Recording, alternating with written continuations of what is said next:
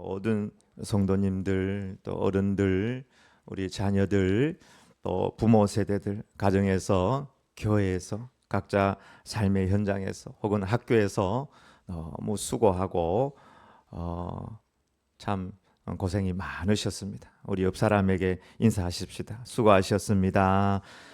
당신 때문에 행복했습니다. 당신 때문에 열받았습니다.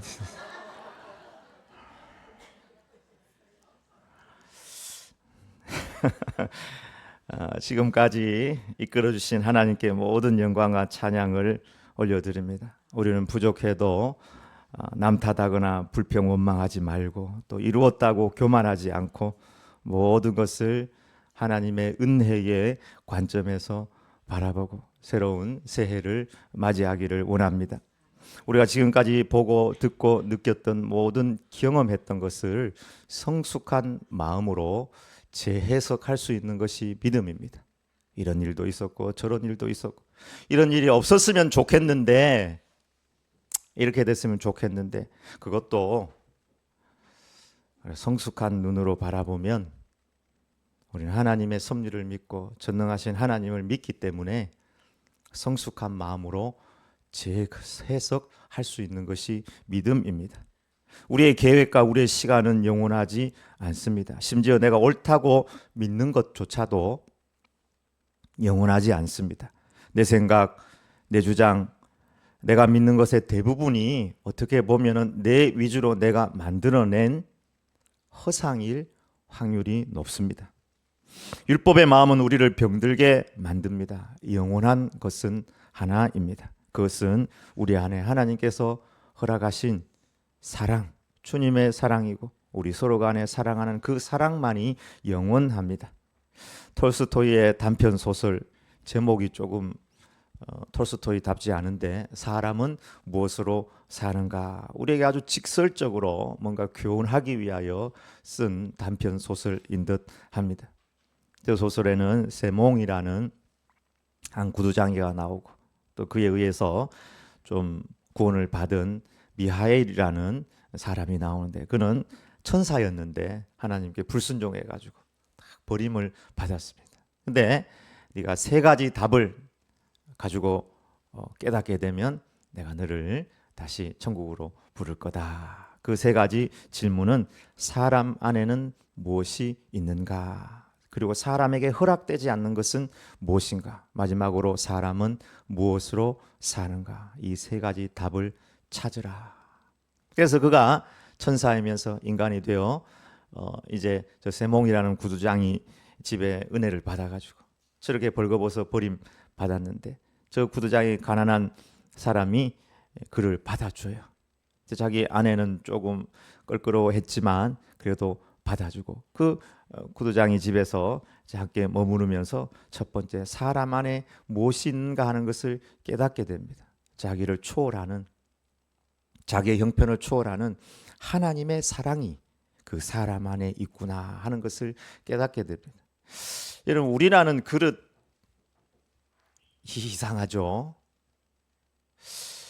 자식을 보거나 또 어떤 상황이 되면요, 자기는 자기 가장 귀한 것을 들여서 그 사람을 도와주기를 원하고 희생하거든요.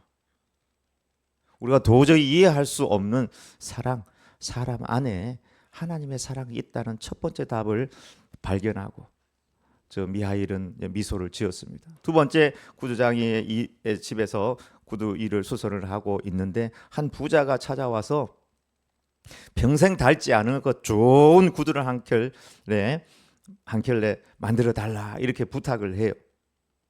미하일이 보니까 그 사람 오늘 저녁 하나님 데리고 갈 사람이죠.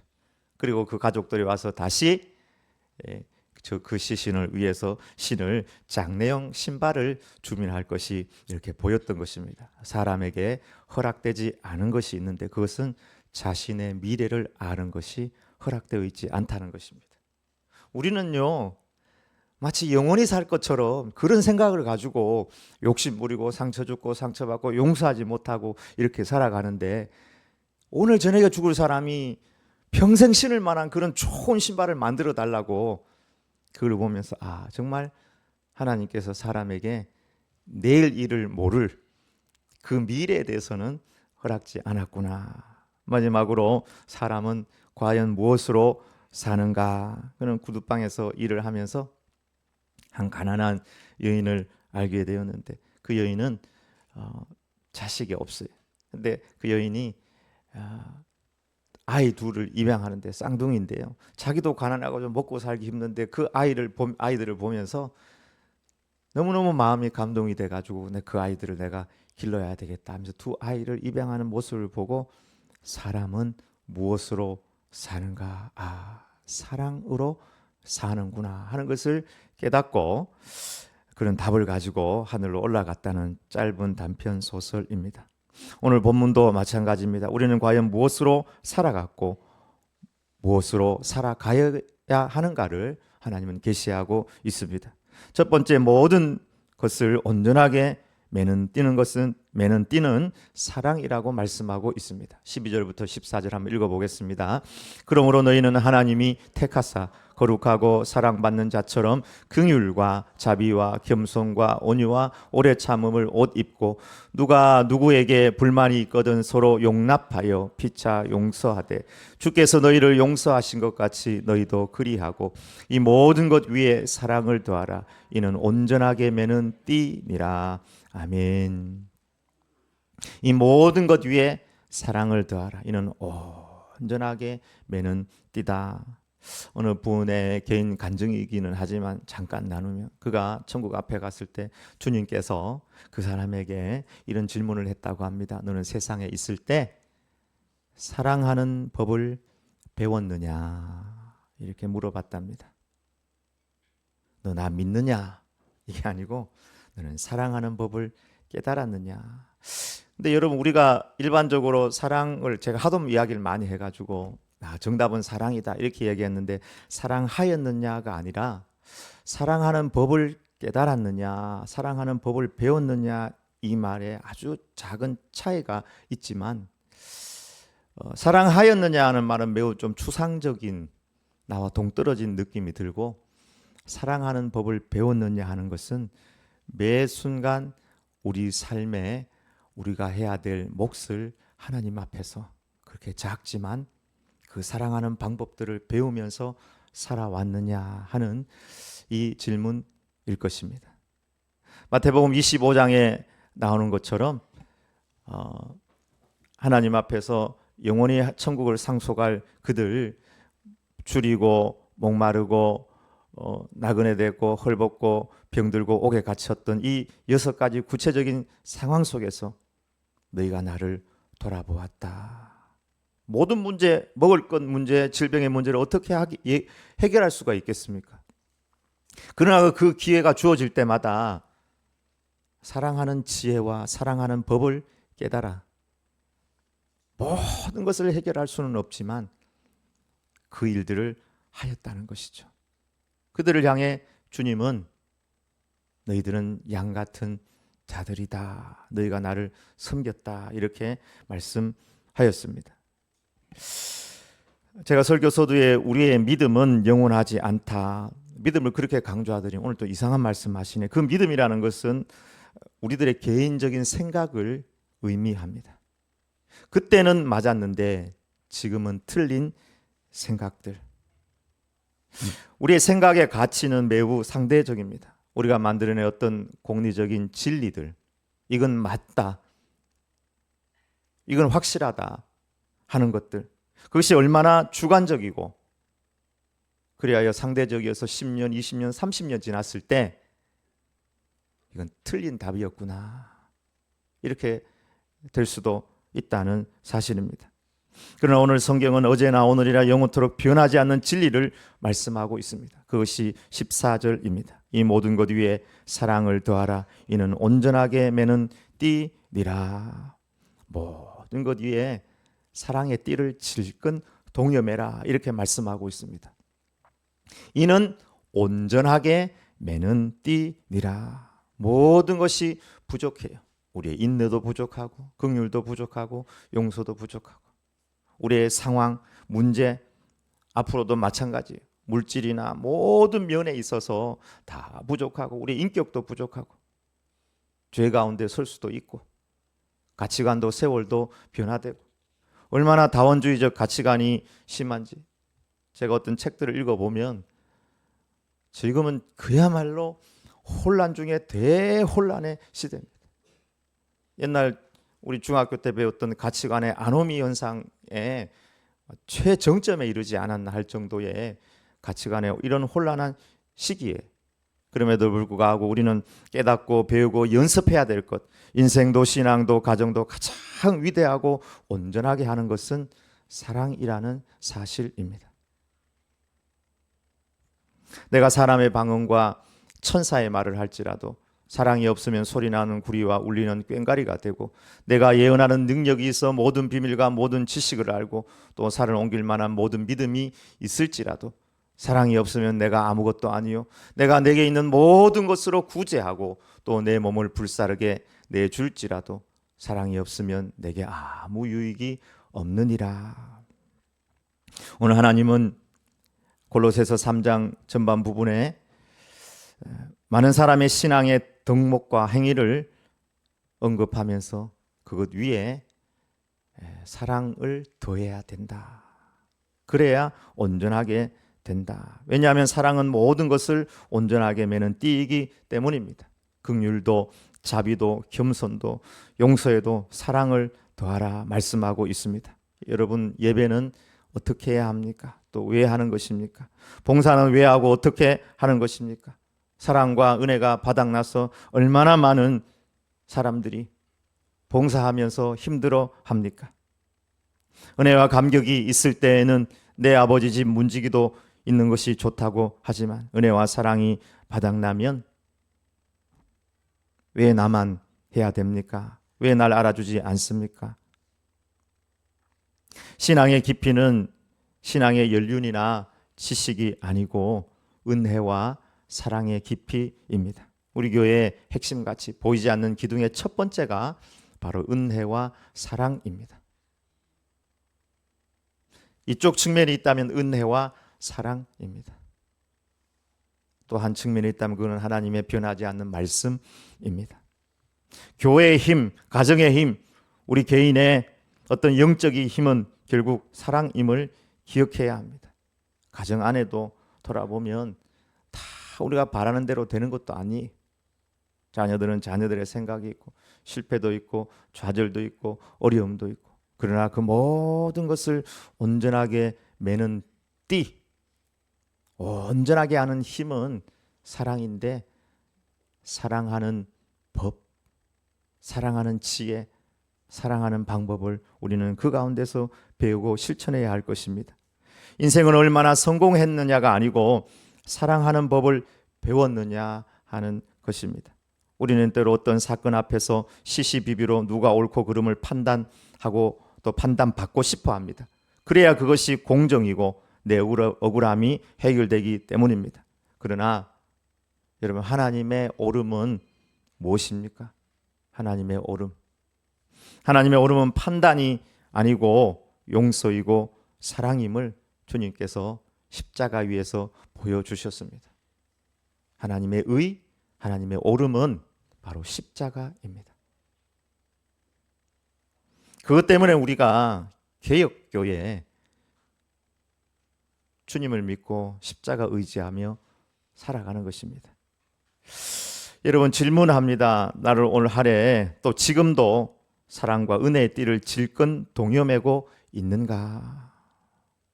운전하면서 안전벨트 하고 가다가 딱 조금만 어려움 당하면은 브레이크 잡아가지고 날아갑니다.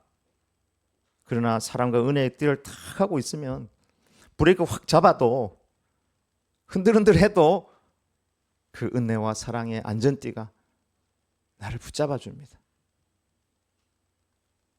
모든 것을 온전하게 매는 띠는 사랑의 띠라고 그렇게 말씀하고 있습니다. 하나님의 사랑받는 성도님들이요, 오늘 다시 사랑과 은혜의 눈으로 지난 시간을 재해석하고 도저히 이해가 안 되는 그 일 없었으면 좋겠는데 하나님은 실수가 없으신 분입니다. 은혜의 관점에서 사랑의 관점에서 모든 것을 재해석하고 2026년 사랑하는 법을 더 배우는 한 해로 출발하기를 주의 이름으로 축원합니다. 아멘. 두 번째, 예수님을 힘입어 모든 것을 감사하라 우리에게 말씀하고 있습니다. 16절 17절입니다. 읽어보겠습니다. 그리스도의 말씀이 너희 속에 풍성히 거하여 모든 지혜로 피차 가르치며 권면하고 시와 찬송과 신령한 노래를 부르며 감사하는 마음으로 하나님을 찬양하고 또 무엇을 하든지 말에나 일에나 다 주 예수의 이름으로 하고 그를 힘입어 하나님 아버지께 감사하라. 주님 사랑하는 사랑에 우리가 내면이 있다면 이 내면의 외연은 감사일 것입니다. 그래서 사랑과 감사는 동전의 양측면과도 같습니다. 어느 여인이 불치병에 걸려서 생을 이제 마감하게 된 상황에서 대학생 아들이 하나 있었는데 그 아들 보니까 너무 예쁘고 그 아들 나중에 장가 가는 것도 보고 싶고 근데 자기 몸이 너무 아파 죽게 되는데 자기 친구를 불러가지고 돈을 주면서 우리 아들 데리고 나가가지고 맛있는 것 좀 사주라고. 그래 그 친구가 데리고 나가가지고 자기 아들한테 그 아픈 친구 아들한테 맛있는 거 사주고 데리고 와가지고 네 아들 참 잘 먹더라. 내가 밥 사주고 왔다. 아들 고맙다. 엄마 힘내. 사랑한다. 고맙다. 여보 사랑해요. 사람이 정신이 이렇게 있고 마지막을 맞이하면 항상 이 두 가지가 나옵니다. 사랑한다. 고맙다. 사랑한다. 고맙다. 이게 우리 인간의 마지막 흘러나오는 우리 의식과 우리의 모든 인생의 엑기스 같은 말입니다.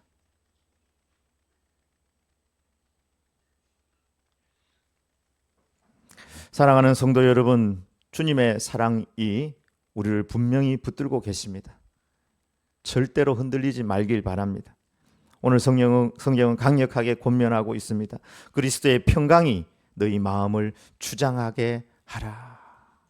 그리스도의 평강이 십자가에 못 박혀 죽으시고 부활하신 주님의 그 십자가 보혈의 은혜를 가슴에 품고 절대로 흔들리지 말아라. 올 한 해 그리스도의 평강으로 우리의 마음에 가득 채워져 지금까지 오셨습니까? 아니면 자주 불안하고 초조하고 자주 불평하고 우울하고 마음과 영이 갈 때처럼 흔들리지는 않았습니까? 과거에는 제가 보면은 교회 봉사하면서 많이 불렀던 찬양이 내게 강 같은 평화, 내게 강 같은 평화, 내게 강 같은 평화가 넘치네. 네, 이렇게 물질 문명이 놀라울 정도로 찬란한 시대를 살아가면서도 내게 강 같은 불안, 내게 바다 같은 냉소, 내게 바다 같은 원망이 넘치네. 놀렐루야. 이야기 듣고 놀라고 제약이 듣고 놀라고 불평하고 원망하고 죽을 때까지 여러분 문제가 사라질 것 같습니까? 우리가 바뀌지 않는 한에는 행복도 세상도 가정도 교회도 마찬가지입니다. 결코 변화되는 건 없습니다. 여러분 올 한 해 살면서 언제 한번 환하게 웃어보셨습니까? 평강의 사람들은 환하게 웃는 줄 믿습니다.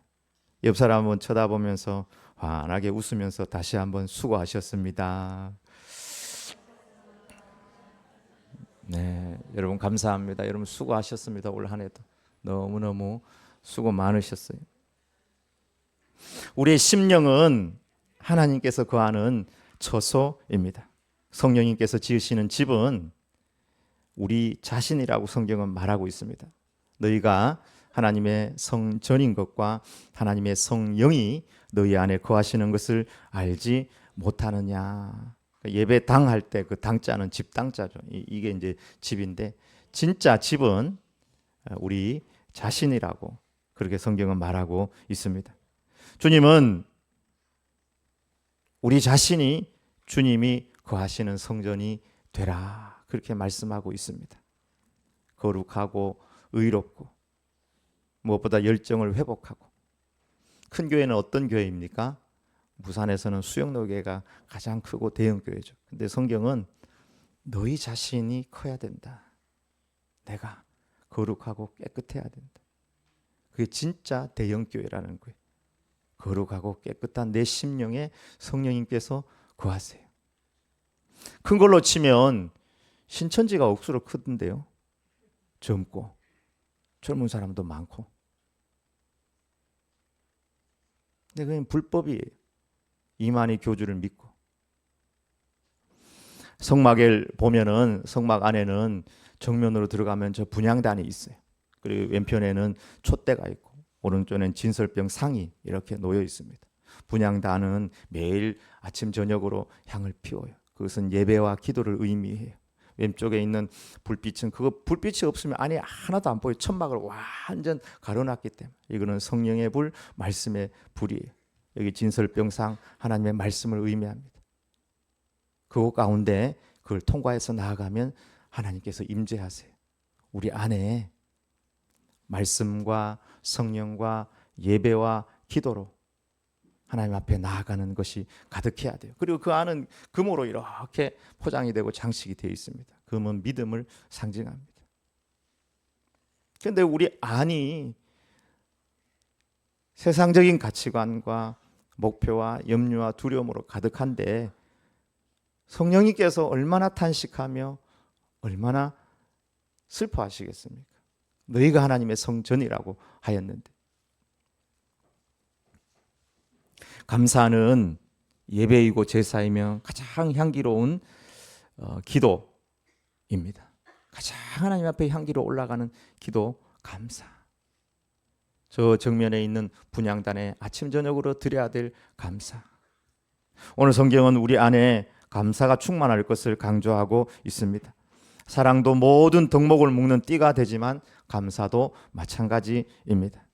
무엇을 하든지 말에나 일에나 주 예수의 이름으로 하고 그를 힘입어 하나님 아버지께 감사하라. 무엇을 하든지 감사를 해야 되는데 도저히 감사가 안 나오는 우리에게 감사하는 그 방법에 대해서 주님께서 말씀하고 있습니다. 감사할 수 있는 힘은 주님을 힘입어 감사하라. 오늘 그렇게 말씀하고 있습니다. 그를 힘입어 하나님 아버지께 감사하라. 내 상황을 보니까 기도 응답도 안 주시고 너무 힘들고 답답하고 감사하기 힘들 때 우리에게 하나님께서 주님 바라보고 주님 붙들면 감사할 수 있다. 하나님이신 그분께서 이 땅에 오셔서 사시고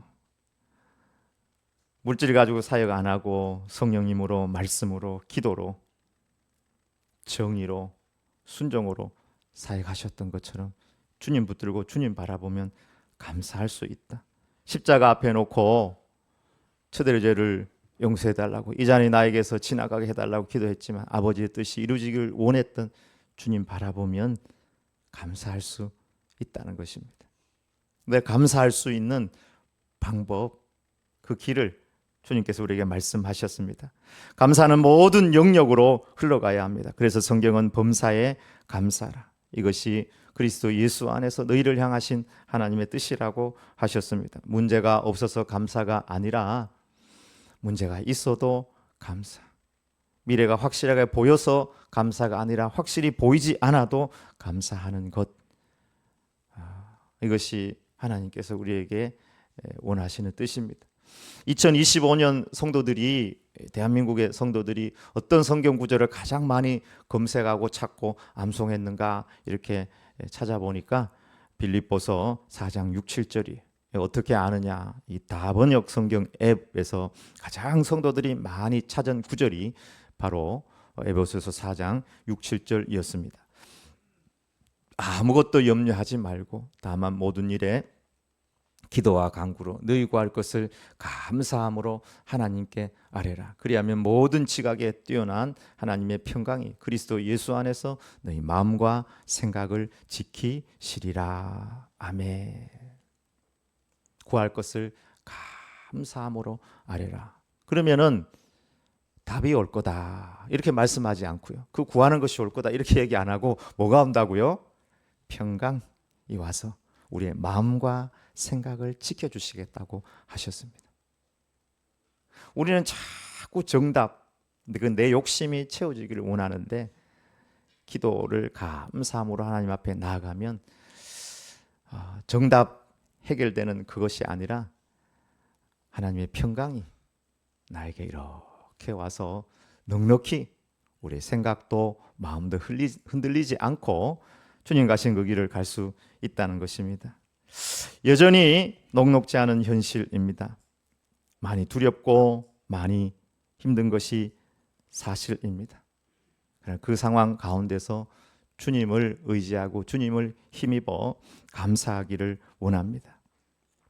짐이 무거우냐 홀로 지고 가기에 험한 데로 갈까 두렵지는 않느냐 온갖 일에 매여 고달프지 않느냐 주가 도우시리 요청만 하면 우리 기도를 언제 어디나 들으시고 큰 사랑으로 감싸 주시며 동행하네. 내가 실망할 때 기억해야 할 것은 예수께 가면 주 내게 오리라. 아멘. 도저히 감사할 수 없는 그 현장에 그때 있을 때 주님 바라보고 주님 앞에 나아가서 감사하시길 바랍니다. 그리스도의 평강을 분명히 경험하게 될 것입니다. 질문합니다. 올 한 해 나는 주님 힘입어 감사하였는가? 제가 이 감사에 대해서 몇 번 말씀드린 것 같은데 진정한 감사 한 방울은 마치 우리 영의 백신과도 같다 하는 말씀을 드렸습니다. 입으로 하는 감사는 할 수가 있지만 진정한 의미의 그 감사, 그것은 굉장히 영적으로 볼 때는 높은 차원이라고 할 수 있습니다. 어떤 사람은 영적인 차원을 5등급으로 나누기도 하고 7등급으로 나누기도 하고 영적 여정에 근데 진정한 감사 그 한 방울은 우리에게 우리의 영에 우리 육신에 우리의 마음의 생각에 진정 약이 됩니다.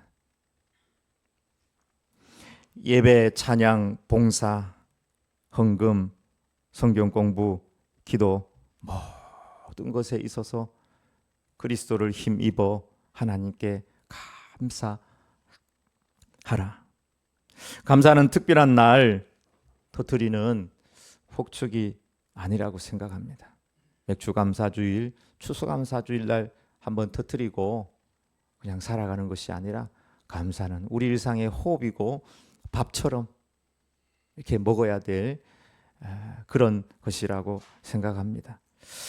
여전히 우리는 환경이 변화되지 않은 채 2025년을 정리하고 2026년을 향해 나아갑니다.